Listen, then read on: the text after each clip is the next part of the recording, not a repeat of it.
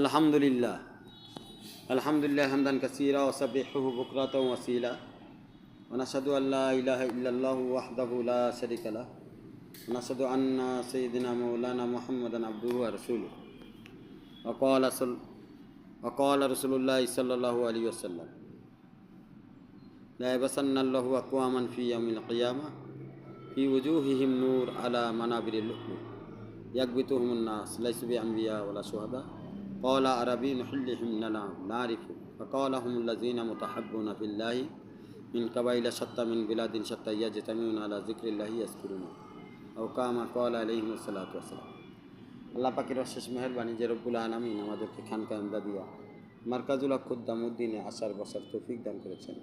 এই জন্য আমরা মহান রব্বুল আলামিনের দরবারে শুকরিয়া আদায় করি, বলি আলহামদুলিল্লাহ।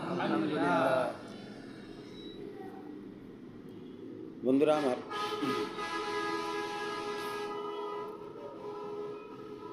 দিন আসবে হলো সোহবতের মাধ্যমে, দিন বাকি থাকবে ও সোহবতের মাধ্যমে। দিনের তরক্কি হয় দাওয়াতের মাধ্যমে, দিনের প্রচার প্রসার হয় দাওয়াতের মাধ্যমে। দিনের দাওয়াত যত বেশি আমরা দিব, দিনের লাইনে তত বেশি তরক্কি হাসিল হবে, দিনের বিষয়ে তত বেশি প্রচার প্রসার হবে। কিন্তু দিন আসবে পরিপূর্ণ সোহবত এর মাধ্যমে। সোহবত ছাড়া দিন আসে নাই।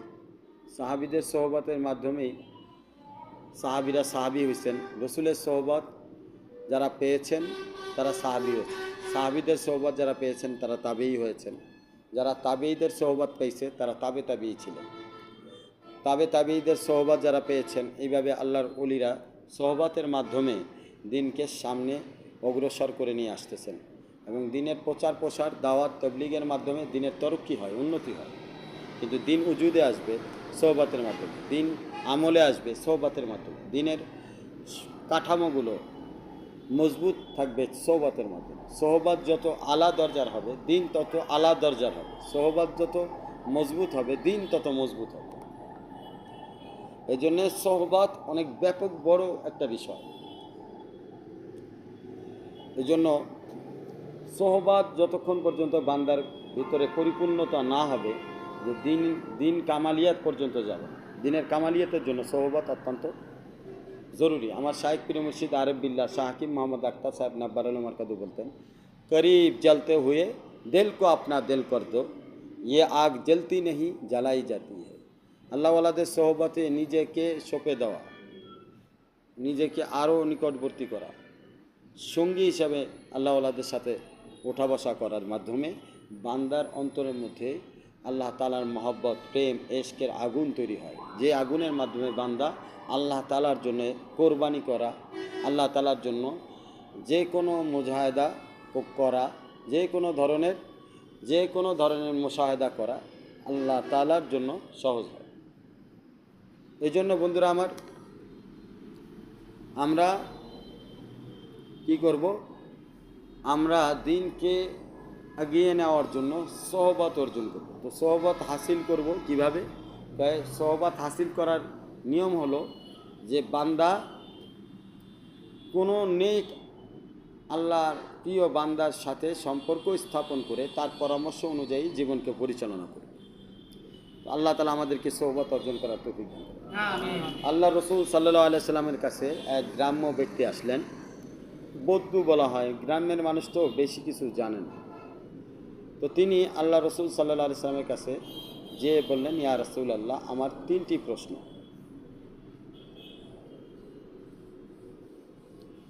আল্লাহ রসুল সাল্লাল্লাহু আলাইহি সাল্লামকে প্রথম প্রশ্ন করলেন যে আপনি যে বলেন, সূরা নাসরের মধ্যে আছে, ইজা জা নাসরুল্লাহি ওয়াল ফাত ওয়ারাইতান নাস ইয়াদখুলুনা ফি দীনিল্লাহি আফওয়াজা। এখানে আল্লাহ পাক বলছে যে আল্লাহ রসুল সাল্লাল্লাহু আলাইহি সাল্লামকে বলছে যে যখন বিজয় আসবে তখন দেখবে যে মানুষ দলে দলে ইসলাম গ্রহণ করতেছে। তো গ্রাম্য এই ব্যক্তিটা আল্লাহ রসুল সাল্লাল্লাহু আলাইহি সাল্লামকে প্রথম প্রশ্ন করলেন যে আপনি বলেন যে দলে দলে নাকি ইসলামে আল্লাহর বান্দারা দাখিল হবে। তো আমার প্রশ্ন হলো, আমরা কি বাপ দাদার ধর্ম ছেড়ে দিয়ে এক খোদাকে মানব কেন? আমাদের বাপ দাদারা বিভিন্ন খোদা বানাইছে, আপনি বললেই আমরা এক খোদাকে মানব কেন? এ প্রথম প্রশ্ন করলেন। দ্বিতীয় প্রশ্ন হলো, আল্লাহ রসুলকে বললেন, আপনি সাধারণ একটা জায়গায় মদিনায় বসে আপনি যদি এই কথা বলেন যে ইরান আপনার আয়ত্তে আসবে, রোম পারস্য আপনার আয়ত্তে আসবে, মুসলমানদের অধীনে চলে আসবে, সিরিয়া এগুলো মুসলমানদের অধীনে চলে আসবে, তো আপনার এই কথাটা আমাদের কাছে আজব মনে হয়, কিভাবে সম্ভব? তৃতীয় নম্বর প্রশ্ন করলেন এই বুদ্ধ গ্রাম্য ব্যক্তিটা, যে মৃত্যুর পর মানুষকে জীবিত করা হবে, জীবিত করে তাকে প্রশ্ন করা হবে, আপনি বলেন পুনরুত্থান, আবার মানুষকে জীবিত করা হবে, তাকে হাসরের ময়দানে হিসাব কিতাবের সামনে পেশ করা হবে। তো আল্লাহ রসুলকে প্রশ্ন করলেন, আপনি কি কোনোদিন দেখছেন যে মানুষ মরার পরে জীবিত হয়েছে? না, আজ পর্যন্ত আমরা দেখছি যে মানুষ মরছে, মরার পরে জীবিত হয়েছে, তো আপনার এই কথাটা আমরা কিভাবে মানব? আল্লাহ রসুল সাল্লাহ আলাইসাল্লামকে যখন এই প্রশ্ন করা হইল, আল্লাহ রসুল সাল্লাহ আলাইসাল্লাম এই গ্রাম্য ব্যক্তির জন্য দোয়া করে দিলেন। কি দোয়া করলেন? হায়াত বৃদ্ধি করার দোয়া করে দিলেন। দোয়া করে দিয়ে বললেন যে আমি, আল্লাহ রসুল সাল্লাহ আসলাম বললেন যে আমি তোমার জন্যে হায়াত বৃদ্ধি করার জন্য আল্লাহর কাছে দোয়া করে দিলাম, যাতে তুমি এই 3টি প্রশ্নের উত্তর পেয়ে যাও। তো প্রথম 2টি প্রশ্ন যেটা, যে দলে দলে ইসলামের লোক ঢুকবে, এটা তুমি নিজের চোখেই দেখবা। দ্বিতীয় প্রশ্নের উত্তর যেটা, সেটা হচ্ছে রোম ইরান পারস্য এটা আমার মুসলমানদের অধীনে আসবে, এটাও তুমি নিজের চোখে দেখবা। তৃতীয় প্রশ্নের বিষয়টা হলো যে কিয়ামতের ময়দানে মানুষ জীবিত হবে কি না, জীবিত হয়ে তাদের হিসাব কিতাব হবে কি না, এটা আমি তোমাকে নিজ হাতে ধরে দেখাব।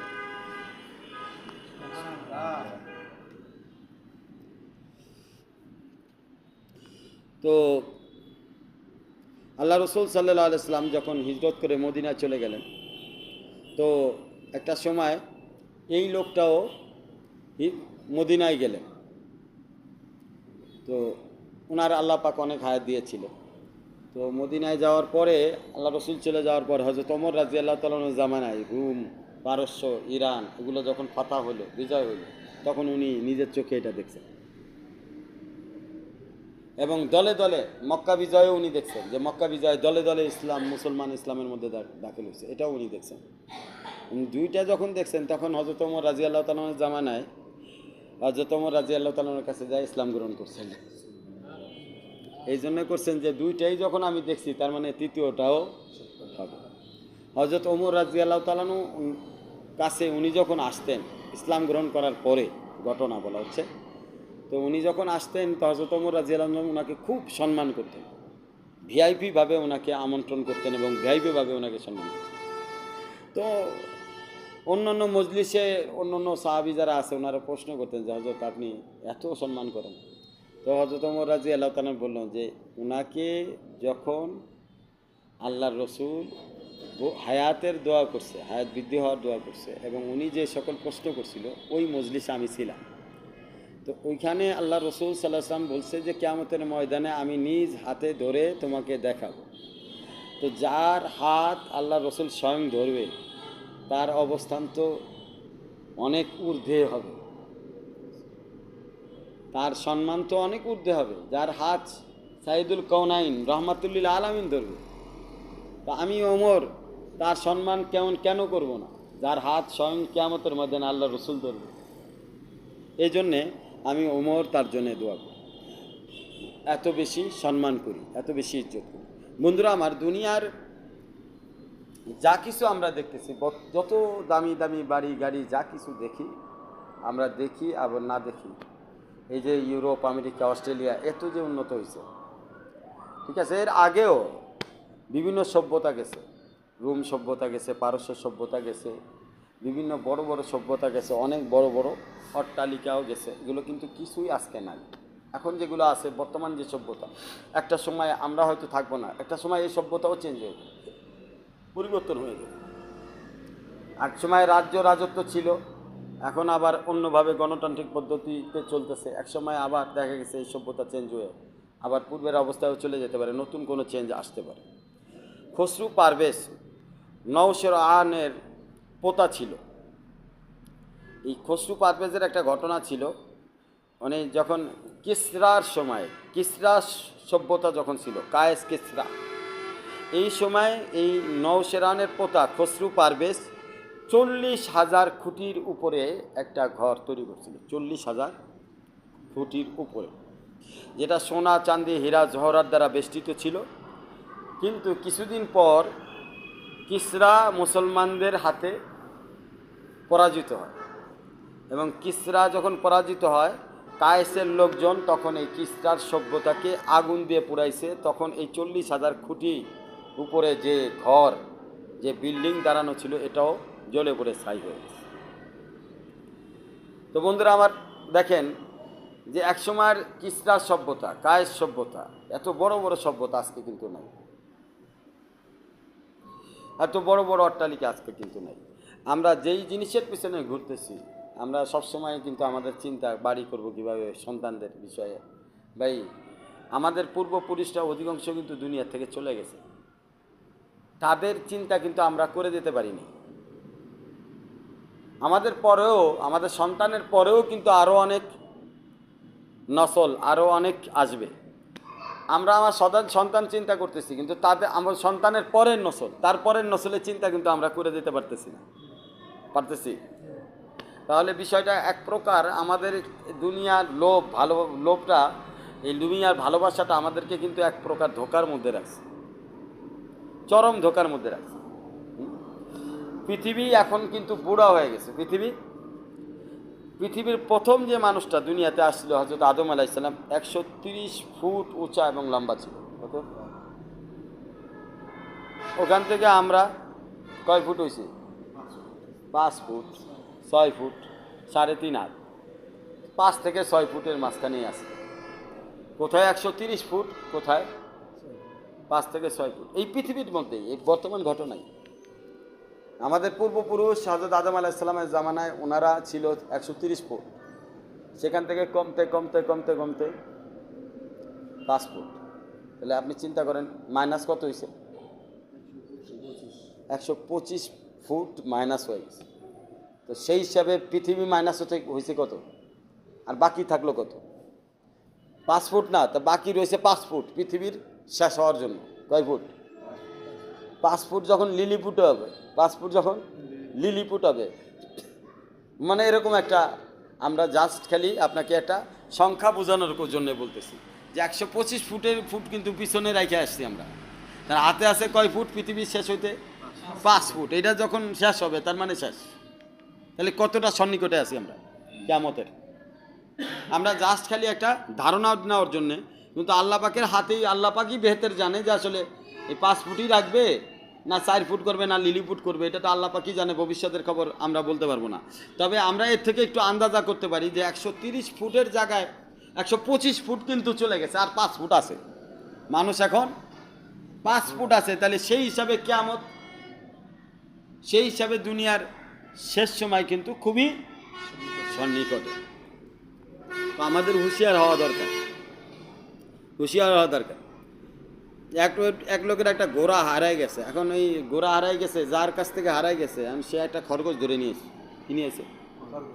এখন যে লোকের ঘোড়া হারাই গেছে, এই লোকটা করতেছে, এই আমার ঘোড়া হারাই গেছে, তুই কি করতেছিস? এটাই তো আপনার ঘোড়া। ওইটা কেমন ঘোড়া হয়েছে? রাত ভরে মালিশ করতে করতে ঘোড়া আপনার খরগোশ হয়ে গেছে। ঘোড়া আপনার রাত ভরে মালিশ করতে করতে ঘোড়া কি হয়ে গেছে? খরগোশ হয়ে গেছে। তো 130 ফুট আর 5 ফুট, এটা ঘোড়ার খরগোশের মতো হিসাব কিতাব। বুঝতে পারছেন না? বুঝেন না? ঘোড়া আর খরগোশ, কই 130 ফুট, কই 5 ফুট, চিন্তাই করা যায়, চিন্তা করা যায়। তাহলে আমরা 5 ফুটটা মানুষ, আমরা আমাদের হায়াত হলো, এই উম্মতের হায়াত হলো কম বেশি 60 থেকে 70-এর মাঝখানে, 60 থেকে 70-এর মাঝখানে এই উম্মতের হায়াত, গড় হায়াত। অ্যাভারেজ, সারা বিশ্বের অ্যাভারেজ গড় হায়াত হচ্ছে 60 থেকে 70-এর মাঝখানে। তো আমরা দেখা গেছে বিয়া শাদী করার আগ পর্যন্ত পড়াশোনা করতেই আমাদের 25 বছর পার হয়ে যায়। তারপরে বিয়া শাদী, কাজকর্ম, ছেলে মেয়ে, লালন পালন, আরও 25 বছর অটোমেটিক চলে যায় লালন পালন করতে করতে। ঠিক আছে, তাহলে 25, 25, 50 বছর, 40 কিন্তু আগেই পার হয়ে গেল। যখন 50 বছর হইল তখন আপনার হয় কিডনি ফেল, নাহলে চোখ ফেল, নাহলে ডায়াবেটিস, নাহলে হাই প্রেশার, নাহলে লো প্রেশার, নাহলে হাত চলে না, কোনো পাও চলে না, এই ব্যাটারি নষ্ট, ওই ব্যাটারি নষ্ট শরীরের।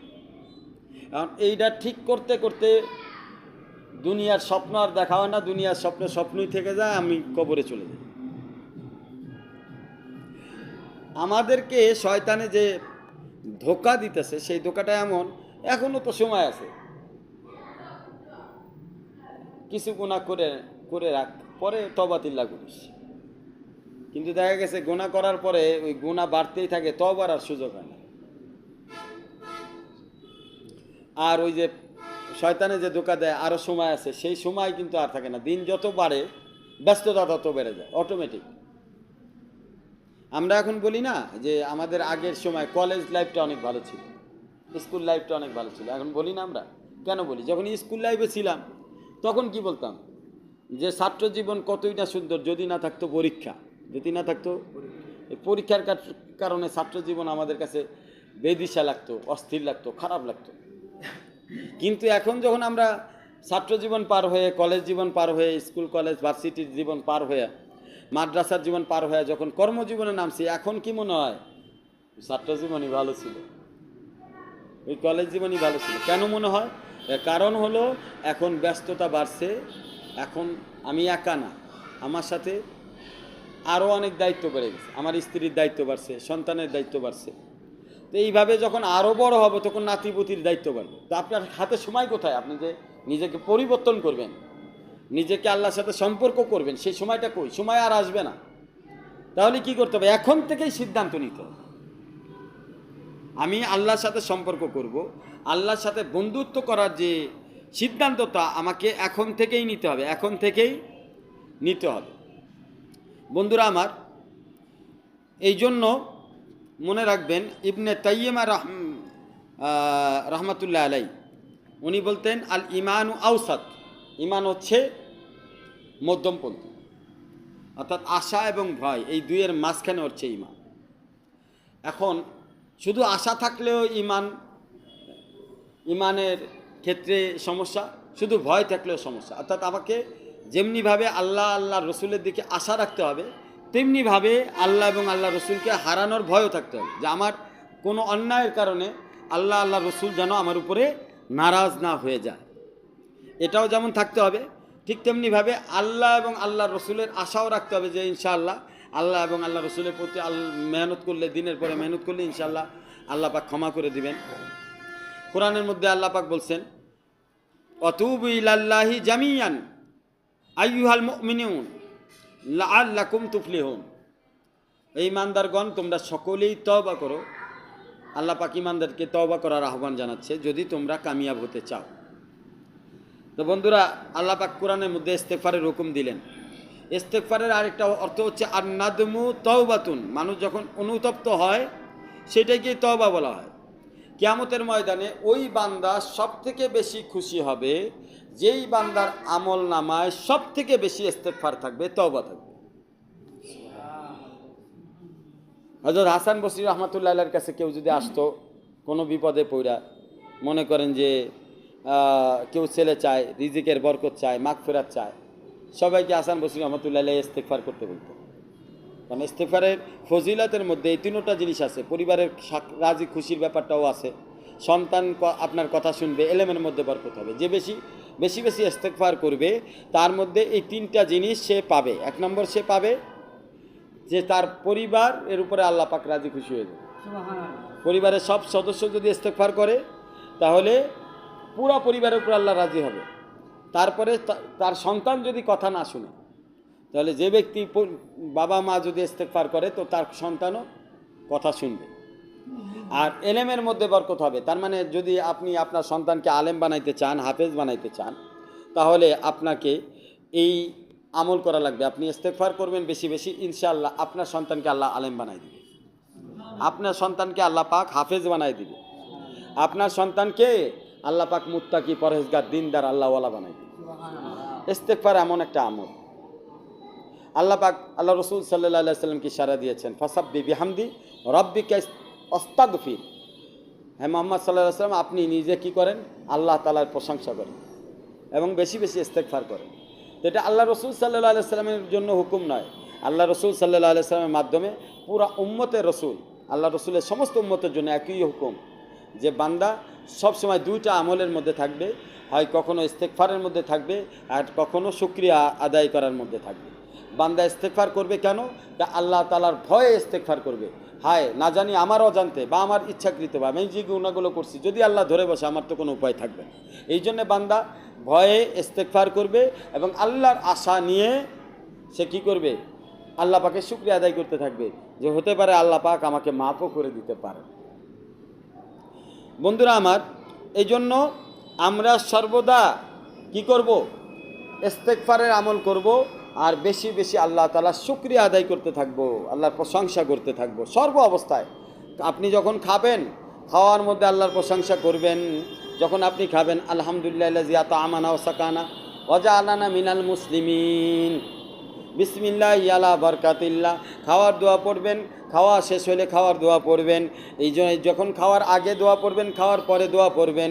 এই খাওয়ার আগে দোয়া এবং পরের দোয়ার কারণে আল্লাহ পাক আপনার গুনাহ খাতাগুলো মাফ করে দিবেন। আল্লাহ পাক খানাকে বরকতওয়ালা বানাই দিবেন, নূরওয়ালা বানাই দিবেন। বন্ধুরা আমার, আপনি যখন কাপড় পরিধান করবেন তখন দোয়া করবেন, আলহামদুলিল্লাহি কাসানি মিন গায়রি হাউলিন মিন্নি ওয়ালা কুওয়া। আপনি আল্লাহ তাআলার কাছে দোয়া করবেন যে এই রব্বুল আলামিন যিনি আমাকে কাপড় পরিধান করার তৌফিক দান করলেন, যার ক্ষমতা আমার ছিল না। আপনি যখন এইভাবে দোয়া করবেন, বাথরুমে যাওয়ার সময় দোয়া করবেন, আল্লাহুম্মা ইন্নী আউযু বিকা মিনাল খুবুসি ওয়াল খাবাইস। তারপরে বাথরুম থেকে বের হবেন, দোয়া করবেন, আলহামদুলিল্লাহিল্লাযী আযহাবা আন্নিল আযা ওয়া আফানি। যখন দোয়া করবেন, আল্লাহ তাআলা আপনার গুনাহ খাতাগুলো মাফ করে দিবেন, সওয়াব দ্বারা আপনার আমলনামা ভরপুর করে দিবেন। বন্ধুরা আমার, ইস্তেগফার আর তওবা প্রত্যেকটা জায়গায় বিদ্যমান। আপনি যখন রাস্তায় চলবেন, সমান জায়গায় চলবেন, লা ইলাহা ইল্লাল্লাহর জিকির করবেন। যখন উপরে উঠবেন তখন আপনি কি করবেন? উপরে ওঠার সময় আল্লাহু আকবার, আল্লাহু আকবার, আল্লাহর বরত্ব বয়ান করবেন। যখন নিচের দিকে যাবেন, সিঁড়ির নিচের দিকে যাবেন, নিচের দিকে নামবেন, তখন সুবহানাল্লাহ সুবহানাল্লাহ বলতে থাকবেন। তো এর দ্বারা আল্লাহ পাকের প্রশংসার হক আদায় হবে এবং আল্লাহ পাকের কাছে ইস্তেগফারের হক আদায় করা হবে। আল্লাহ পাক বলেন, ইয়া আইয়ুহাল্লাযীনা আমানু আমিনু বিল্লাহি ওয়া রাসূলিহি। আল্লাহ বলেন ঈমানদারকে, হে ঈমানদারগণ, তোমরা আল্লাহ এবং আল্লাহ রসুলের উপরে কি আনো? ঈমান। কাদেরকে বলতেছে? ঈমানদারদেরকে বলতেছে। কারণ কি ঈমানদারদেরকে ঈমান আনতে বলা হচ্ছে কেন? কারণ আমরা যারা ঈমানদার, আমরা অনেক সময় আমাদের রাস্তাঘাটে ওঠা বসার সময় অনেক ভুল ত্রুটি হয়ে যায়, যার কারণে অনেক প্রকার গুনাহ হয়ে যেতে পারে। এই জন্যে বারবার ঈমানকে নবায়ন করার কথা বলা হচ্ছে। হাদিসের মধ্যে আল্লাহ রসুল সাল্লাল্লাহু আলাইহি সাল্লাম বলেছেন, জাদ্দিদু ঈমানাকুম, তোমরা তোমাদের ঈমানকে নবায়ন করো। কিলা ইয়া রাসূলুল্লাহ কাইফা নুজাদ্দিদু ঈমানানা, আমরা আমাদের ঈমানকে কেমনে নবায়ন করব? ওয়াকাল আকসিরু মিন কওলি লা ইলাহা ইল্লাল্লাহ ওয়া তিলাওয়াতিল কুরআন। আর জায়গা আছে জিকরিল মউত, মৃত্যুর স্মরণ, বেশি বেশি আল্লাহর জিকির এবং বেশি বেশি কোরআন তেলাওয়াতের মাধ্যমে আমরা আমাদের ময়লাগুলোকে, কলবের ময়লাগুলোকে ধুয়ে ফেলতে পারি, গুনার ময়লাগুলোকে ধুয়ে ফেলতে পারি। আল্লাহ পাকের রহমতে বান্দা যখন বেশি বেশি ইস্তেগফার করবে, কোরআন তেলাওয়াত করবে, মৃত্যুর স্মরণ করবে, আল্লাহ পাকের রহমত উজুদে আসবে।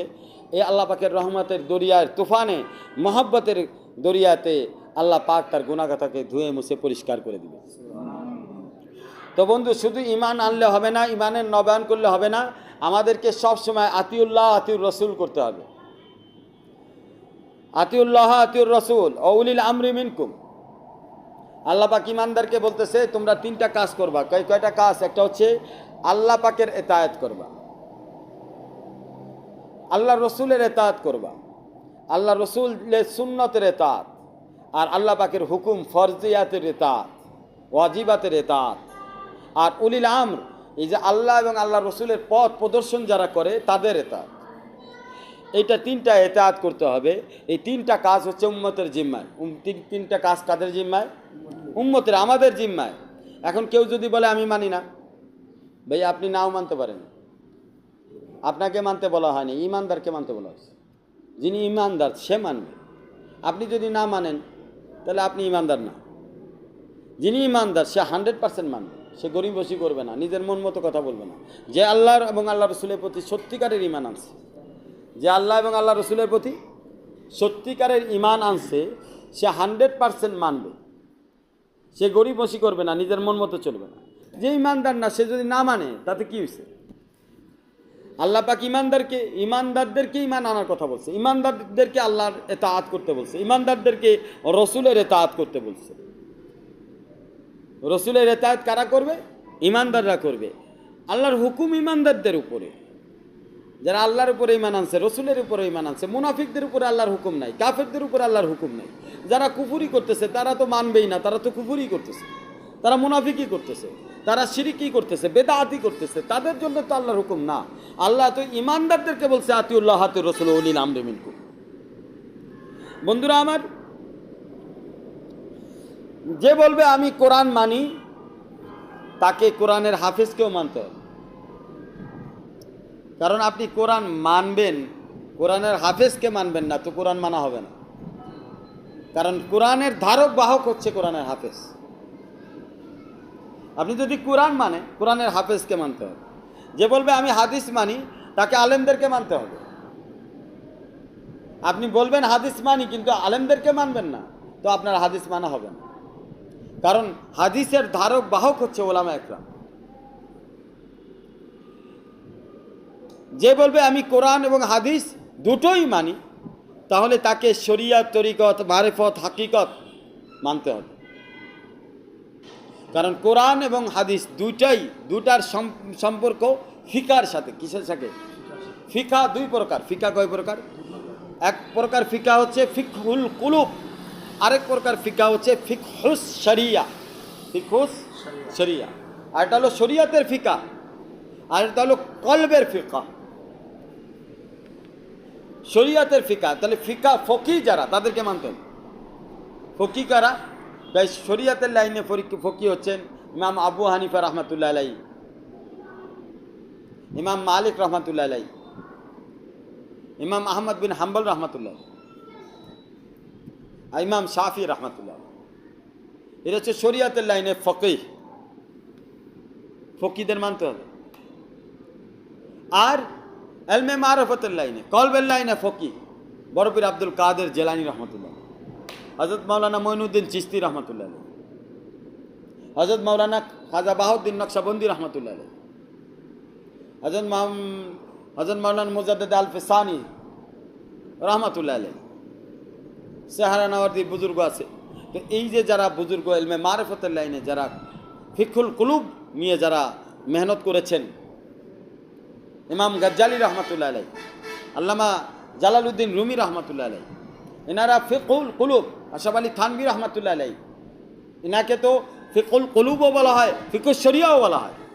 ফকিহুস শরিয়া যেমন, ফকিহুল কুলুবও তেমন আশরাফ আলী থানভী রহমতুল্লাহ। হোসেন আহমদ মাদানী, ওনারা দোনো বিষয়ে পারদর্শী। ওনারা যেমনিভাবে ফকিহুস শরিয়া ছিল তেমনিভাবে ফকিহুল কুলুবও ছিল। কলবের জ্ঞানে যেমন তেমনি ধনী ছিলেন, তেমনি শরিয়তের জ্ঞানও তারা ধনী ছিল। খলিল আহমদ সাহারানপুরি রহমাতুল্লাহ আলাই, কাসেম নানুতুবি রহমাতুল্লাহ আলাই, এই যে বড় বড় আল্লাহওয়ালারা বুজুর্গরা, ওনারা বড় বড় আল্লাহর, হযরত আল্লামা পানিপতি রহমাতুল্লাহ আলাই, আল্লামা আলুসি সৈয়দ মোহাম্মদ বাগদাদি রহমাতুল্লাহ আলাই, রুহুল মাআনিল মুসান্নিফ,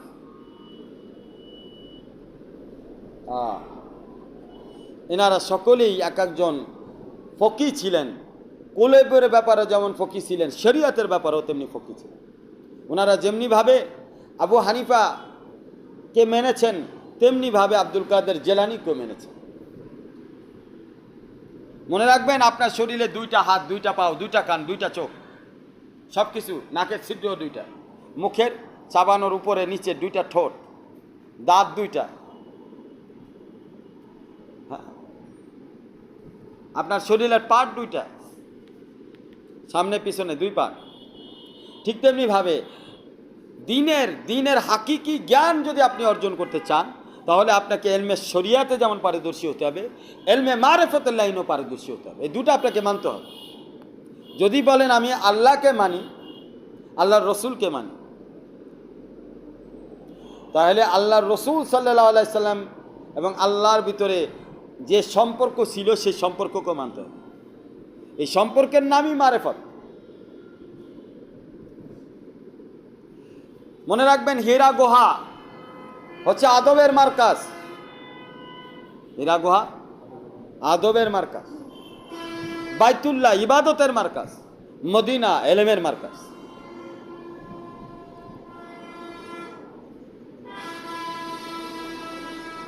মদিনা এলেমের মার্কাজ। এলেম অর্জন করতে হলে আপনাকে মহব্বত অর্জন করতে হবে। আল্লাহ রসুলের মহব্বত ছাড়া সিনার মধ্যে এলেম অর্জন হবে না। আদব ছাড়া আপনি আল্লাহর প্রিয় বান্দা হতে পারবেন না। ইবাদত ছাড়া মর্তবা বাড়বে না, মাকাম উপরে উঠবে না। তাহলে আদব, মহব্বত, ইখলাস এই তিনোটার প্রয়োজন রয়েছে, তিনোটারই প্রয়োজন রয়েছে। মনে করেন যে আল্লাহওয়ালা কে, যে সবচেয়ে বেশি আদবওয়ালা, যার ভিতরে যত বেশি আদব সে তত বড় আল্লাহওয়ালা। আল্লাহ রসুলওয়ালাকে, যার ভিতরে যত বেশি আল্লাহ রসুলের মহব্বত, সে তত বেশি আল্লাহ রসুলওয়ালা। আল্লাহওয়ালাকে, যার ভিতরে ইবাদতে যত বেশি ইখলাস, সে তত বড় আল্লাহওয়ালা। তাকওয়া কাকে বলা হয়? তাকওয়া 3 জিনিসের নাম, আদব, মহব্বত, ইখলাস। পরিপূর্ণ হাসিল যার হবে সেই মুত্তাকি হয়ে যাবে। বন্ধুরা আমার, এজন্য মনে রাখতে হবে, যে বলবে আমি আল্লাহ এবং আল্লাহ রসুলকে মানি, তাকে শরিয়াত, তরিকত, মারিফত, হাকিকত এই 4 বিষয় মানতে হবে। এই 4 বিষয় মিলে হচ্ছে ফিকহ। এটা 2 ভাগে বন্টন হয়েছে। একটা ফিকহুল কুলুব, কলব সম্পর্কিত ফিকহ, জ্ঞান শাস্ত্র। আরেকটা হলো ফিকহুশ শরিয়া, শরিয়াত সম্পর্কিত জ্ঞান শাস্ত্র। আল্লাহ রসুল সাল্লাল্লাহু আলাইহি ওয়াসাল্লামের হাদিসে আসছে, আমাই ইউরিদুল্লাহ বিহি ইউফাক্কিহু ফিদ্দীন। আমাই ইউরিদুল্লাহ,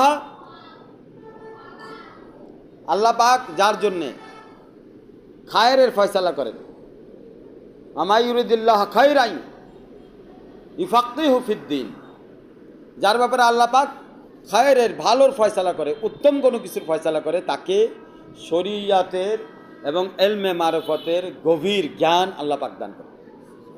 যদি ইউফাক্কিহু ফিদ্দীন আসে, এখানে ইউফাক্কিহু ফিশ শরিয়া বলা হয় নাই, ইউফাক্কিহু ফিদ্দীন। দিন কাকে বলে? কোরআন এবং সুন্নাহ দুটোই হলো দিন। দিন কাকে বলে? আর দিন কুল্লুহু আদব, আর দিন ওয়ান নসিহা। দিন কাকে বলে? দিন আদবকে বলে। দিন কাকে বলে? দিন নসিহতকে বলা হয়। আল ইয়াউমা আকমালতু লাকুম দীনাকুম, দিন কাকে বলে?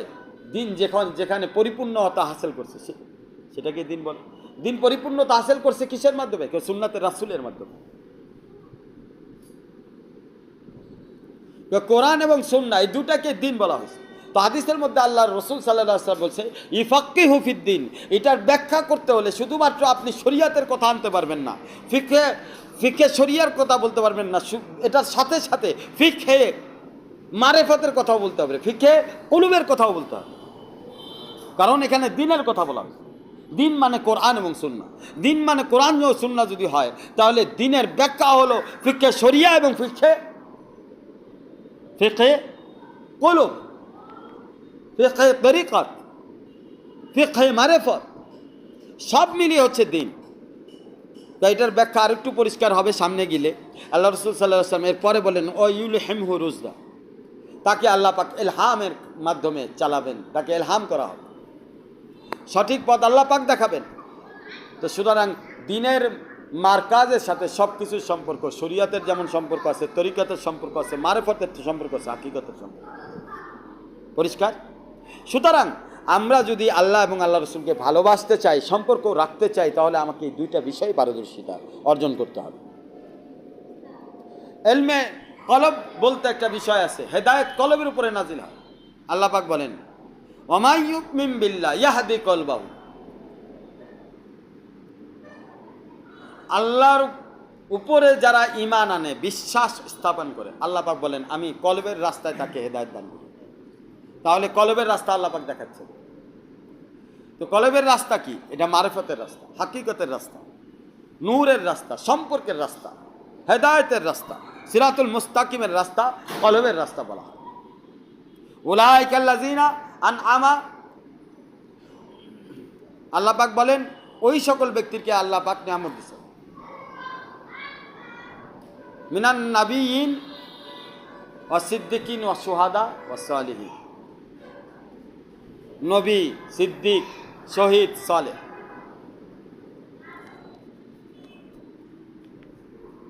বন্ধুরা আমার, তাহলে আমরা কি বুঝতে পারলাম? আমতা কারা? আমরা আমতা হইতে গেলে 4 দলের 1 দলের ভর্তি হইতে হবে।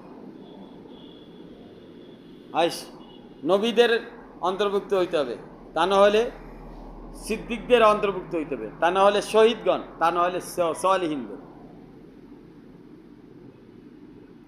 বর্তমান তো নবীদের সিলসিলা নাই,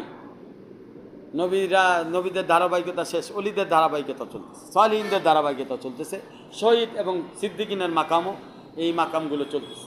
বান্দা যদি মেহনত করে এই 2 ভাবে, তাহলে ইনশাআল্লাহ সে এই মাকাম পর্যন্ত পৌঁছাইতে পারে।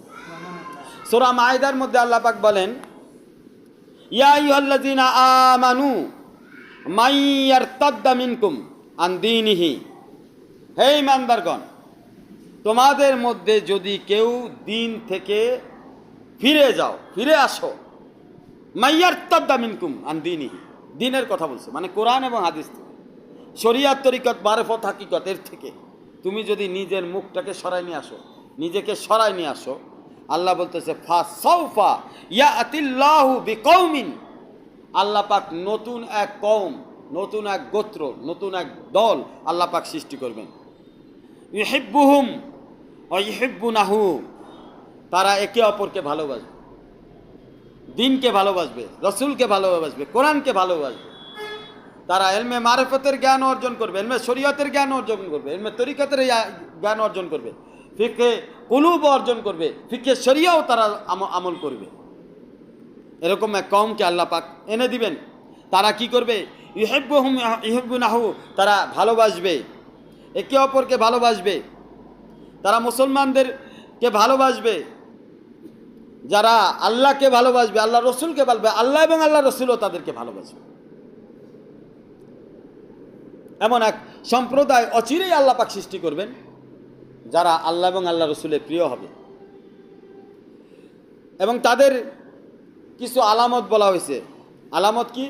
আজিল্লাতিন আলাল মুমিনিন, আজিল্লাতিন আলাল মুমিনিন, তারা মুমিনদের ক্ষেত্রে নরম হবে, নরম, লাইয়িন, লাইয়িন, নরম দিল হবে, মুমিনদের সাথে কঠিন হবে, মুমিনদের সাথে নরম হবে, মুমিনদের সাথে সুচরিত্র, সচ্চরিত্র, সুন্দর আখলাক ব্যবহার তারা প্রকাশ করবে।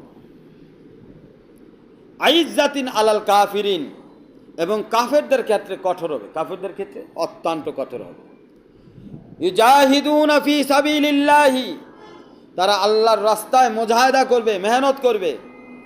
ওয়ালা ইয়াখাফুনা লাউমাতা লাইমিন, এবং তারা আল্লাহর রাস্তায় যখন মেহনত করবে, মুজাহিদা করবে, কুরবানি করবে, আল্লাহ ওয়ালাদের সোহবতে যাবে, মুজাহিদা করবে, কুরবানি করবে, নফসের বিরুদ্ধে জিহাদ করবে,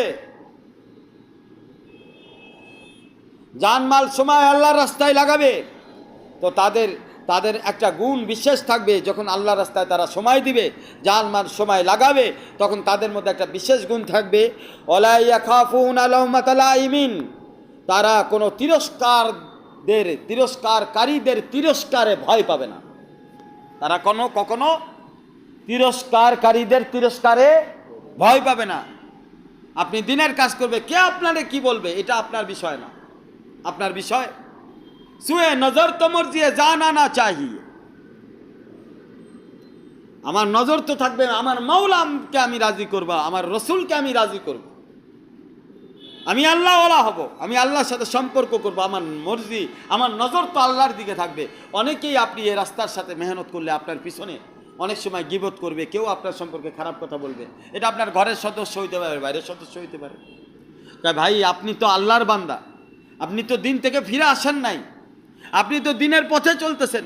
মনে রাখবেন, যারা দিনের পথে চলবে এরকম কিছু শব্দ আপনার কাছে আসতে পারে, আপনার ব্যাপারে গীবত হইতে পারে, আপনার সমালোচনা হইতে পারে, আপনার উপরে জুলুম নির্যাতন হইতে পারে। আল্লাহ বলতেছে, মনে রাখবা, খবরদার, তোমরা তিরস্কারকারীদের তিরস্কারে ভয় পাইবা না। কারণ যারা আমার দিনের পথে চলবে তারা কখনোই এমন হবে না।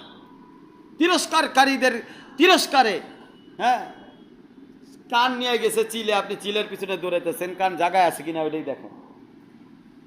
সারা দুনিয়ার মানুষ সমালোচনা করলে কি হয়েছে? প্রত্যেক নবী যখন দাওয়াতের ময়দানে গেছে, উম্মতরা তার সমালোচনা করছে, সমস্ত উম্মত। তার মধ্যে যারা মানছে তারা কামিয়াব হয়েছে, যারা মানে নাই তারা ধ্বংস হয়ে গেছে। এমনি ভাবে যুগে যুগে অলিরা আসতেছে, যত অলিরা আসছে সমস্ত অলিদের সমালোচনা হয়েছে। কিন্তু অলিরা আল্লাহর পথকে বাছাই করে নিছে, আল্লাহ রসুলের পথকে বাছাই করেছে জান মাল কোরবানি দিয়ে। কারও তিরস্কারের কথায় তারা পড়ে নাই, তার পিছনে যায় নাই, সেই চিন্তাকে তারা মাথায় ঢোকায় না। তাদের চিন্তা ভাবনা, তাদের উদ্দেশ্য আল্লাহকে রাজি করা।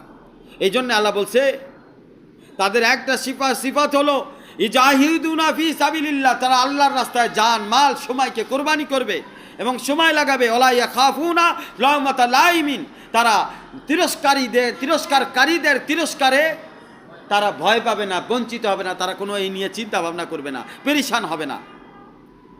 এদের ব্যাপারে আল্লাহ পাকের ঘোষণা, আল্লাহ পাক বলতেছে, জালিকা ফজলুল্লাহি ইউতি মাইয়াশা, এটা হচ্ছে আল্লাহ পাকের ফজল। যাদের এই ধরনের মন মানসিকতা, তারা আল্লাহ পাকের ফজলের মধ্যে আছে, করমের মধ্যে আছে, রহমতের মধ্যে আছে। আল্লাহু ওয়াসিউন আলিম, আর আল্লাহ পাক তিনি নিশ্চয়ই প্রাচুর্য দানকারী এবং মহাজ্ঞানী, উনি সব কিছুই জানেন। অনেকে আপনাকে বলতে পারে ইলমে মারিফত আগে ছিল না, ইলমে মারিফত রাসূলের জামানায় এইটা নিয়ে কোনো আলোচনা হয় না, এটা নতুন একটা আবিষ্কার। অনেকে এটাকে বেদাত করে বলতে পারে। রসুলের পরবর্তীতে আবিষ্কার হয়েছে, রসুলের জামানায় ইলমে মারিফত আবিষ্কার হয়নি। আর তুমি জানোই না, তুমি জানোই না। সিফাতে এহসান, হাদিসে জিব্রাইলের মধ্যে সিফাতে এহসান সম্পর্কে জিজ্ঞাসা করা হয়েছে। আমান এহসান, এহসান কি জিনিস? বলেছে, আনতা আবুদুল্লাহ কান্নাকা তারা ওয়া ইন লাম তাকুন তারা ফাইন্নাহু ইয়ারাক, যে তুমি আল্লাহর ইবাদত এমনভাবে করো যে তুমি মনে করো যে আল্লাহকে তুমি সরাসরি দেখতেছো। আর যদি এতটুকু সক্ষম না হও, তাহলে তুমি এতটুকু মনে করো মহান রব্বুল আলামিন আমাকে দেখতেছে। তো এটাই তো ইলমে মারিফতের সবক। হযরত জিবরাইল আলাইহিস সালামের মাধ্যমে আল্লাহ রসুল সাল্লাল্লাহু আলাইহি ওয়াসাল্লামকে দিয়ে গেছে। আমরা কি বলতেছি? আমরাও তো এই কথাই বলতেছি যে তোমার সম্পর্ক আল্লাহর সাথে যেন এত মজবুত হয়ে যায় যে জাহান্নাম এবং জান্নাত তোমার চোখের সামনে ধরে দিলে তোমার কাছে মনে হবে যে এটা তুমি আগেও দেখছো, এটা তুমি আগেও দেখছো। গুনার সময় তোমার ভিতরে, তোমার অন্তরে আল্লাহ পাকের সম্পর্ক যেন এত মজবুত হয় যে তুমি আল্লাহর ভয়ে গুনার থেকে বাঁচতে পারো। এটা কি হাকিকতে ইবাদত বলা হয়। ইবাদত দুই প্রকার, একটা হচ্ছে ইবাদতে জাহিরি, যেটা আমরা শুধু সাজদা করি, আর একটা হচ্ছে ইবাদতে বাতিনি, যেটাকে সিফাতে ইহসান বলা হয়। এই যে সিফাতে ইহসান, এটা যদি না হয় তাহলে ইবাদতে জাহিরি আপনার আমলকে ওজনওয়ালা বানাবে না, আপনার আমলকে শক্তিশালী করতে পারবে না, আপনার আমলকে নূরওয়ালা করতে পারবে না, আপনাকে গুনাহ থেকে বাঁচাইতে পারবেন না। কারণ সিফাতে ইহসান যেখানে নাই, সেখানে ইবাদত শুধুমাত্র জাহিরি, এটার ইবাদতের ঢাঞ্চা আছে, ইবাদতের পিকচার আছে, ছবি আছে, জান নাই, রূহ নাই। ইবাদতের রূহ কি? বা ইবাদতের রূহই হচ্ছে সিফাতে ইহসান। যদি সিফাতে ইহসান না থাকে তাহলে ইবাদত হবে, কিন্তু ইবাদতের রূহ নাই, তাহলে সিফাতে ইহসান না থাকলে ওই ইবাদত দ্বারা আপনার আল্লাহ তাআলার কাছ থেকে আপনি কোনো কিছু অর্জন করতে পারবেন না। শুধু সেজদা দিলেই ইবাদত হয়ে যায় না। সেজদা তো শয়তানে দিছে, কিন্তু আল্লাহর হুকুম মতো একটা সেজদা দিতে পারে না, মাত্র একটা সেজদা আল্লাহর হুকুম মতো দিতে পারে, কারণ সিফতে ইহসান ছিল না, আল্লাহর প্রতি মহব্বত ছিল না, তাআল্লুকে মা আল্লাহ ছিল না। তো এই সিফতে ইহসান বাবে জিবরাইল, যে হাদিসে জিবরাইলের মধ্যে উদ্দেশ্য, আল্লাহ রসুল সাল্লাল্লাহু আলাইহি ওয়াসাল্লামকে জিবরাইল আলাইহিস সালাম নিজেই ইলমে মারিফতের কথা শিক্ষা দিয়েছে। বন্ধুরা আমার, এর জন্য ইলমে মারিফতকে আমাদের অর্জন করতে হবে।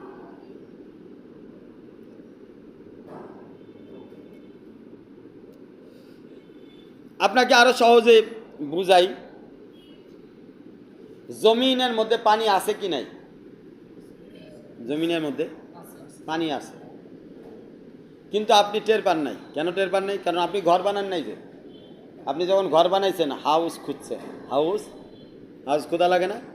ঘর বানাইতে গেলে পানির ট্যাঙ্কি করার জন্য হাউস খোদা লাগে, তখন আপনি দেখছেন যে জমির মধ্যে পানি আছে।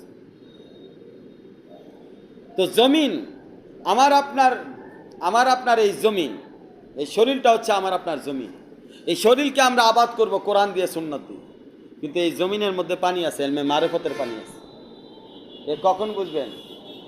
যখন কোরআন এবং হাদিসের উপরে আমল করে ইলমে মারিফতের সাগরে আপনি পাড়া দিবেন। আপনি যখন আল্লাহর সাথে সম্পর্ক করার জন্য, যখন আপনি আল্লাহর রাস্তায়, আল্লাহর ওলিদের সোহবতে যাবেন, আল্লাহর রাস্তায় মেহনত মুজাহিদা করা শুরু করবেন, তখনই জমিন খুঁজলেই আপনি ইলমে মারিফতের পানি তালাশ করে পাবেন। পানি তো আগেই আছে, কিন্তু আপনি খোঁজেন না বিদায় আপনার জানা নাই যে এর মধ্যে পানি আছে।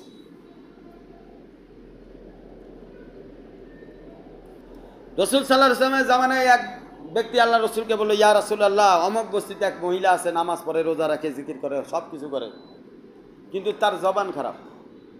আল্লাহ রসুল সাল্লাল্লাহু আলাইহি ওয়াসাল্লাম বললেন, অচিরেই তার জবান তাকে জাহান্নামে নিয়ে যাবে। তাহলে দেখেন, নামাজ, রোজা, হজ, যাকাত সবই আছে, এই মহিলা সব আমল করে, কিন্তু তার জবান খারাপ, ভাষার ব্যবহার ভালো না, মানুষকে কষ্ট দেয়। তো শুধু শরিয়াতের উপরে আমল দ্বারা আখলাক তৈরি হবে না। আখলাক তৈরি হইতে হইলে কোনো আখলাকওয়ালার সাথে সম্পর্ক করতে হবে।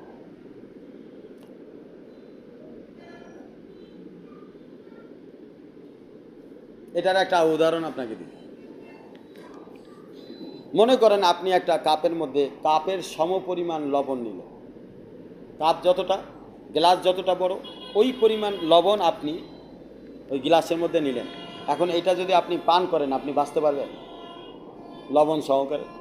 কারণ আপনার শরীর পুরাটাই নেমক হয়ে যাবে, আপনার ওই শরীর ওই নেমকে, ওই লবণটা সহ্য করতে পারবে না, ভিতরে সব কিছু ছিঁড়ে কেটে বেটে অস্থির হয়ে যাবে।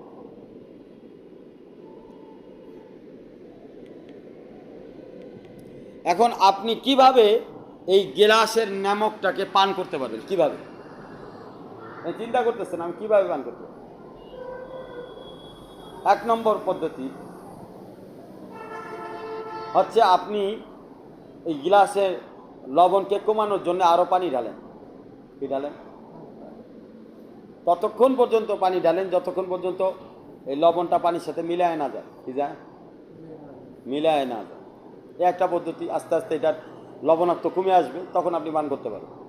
দ্বিতীয় আরেকটা পদ্ধতি হলো, এই গ্লাসটার জায়গা, স্থান ছোট, জায়গার স্থানটা ছোট, তো আপনি এই ছোট জিনিসটাকে যদি আপনি কোনো বড় জিনিসের সাথে সম্পর্ক করান, তাহলে ছোট জিনিসটা বড় জিনিসের কাছে হারায় যাবে।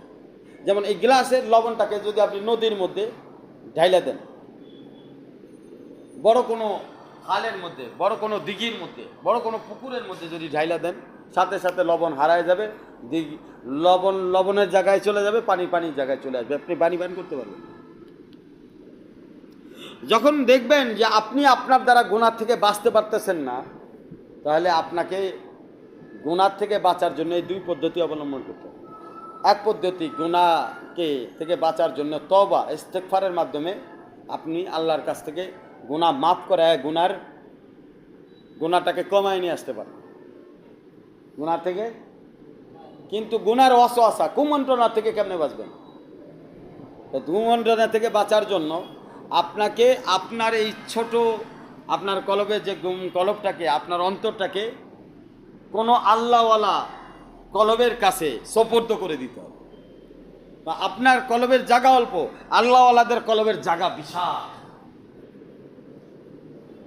আপনার কলব যখন কোনো আল্লাহওয়ালার কলবের মধ্যে দাখিল হবে, তখন আপনার ভিতরে যে গুনার যে ময়লা আবর্জনা আছে, যে কুমন্ত্রণাগুলো আছে, আল্লাহওয়ালাদের ফয়েজ বরকতে, ওনাদের নেক নজরে আপনার এই সমস্ত জিনিস কেটে দেবে।